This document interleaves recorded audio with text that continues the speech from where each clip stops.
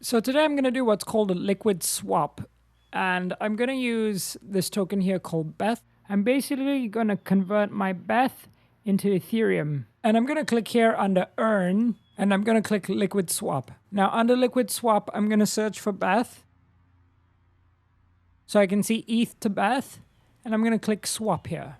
Now I'm going to select max, and it's going to tell me what the price I'm going to trade at is, what the slippage fee is, and the fee of Beth that's calculated. And this is the total that I will get of ETH. So I'm going to click swap.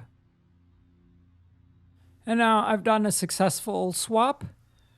And I'm going to go back to my fiat and spot wallet. And now my Beth is gone and it's now traded for ETH. So this is one way you can actually trade cryptos into other forms of cryptos. And I'm doing this because I actually want to sell my ETH. If you want to learn more about trading crypto, I'll leave a link in the description.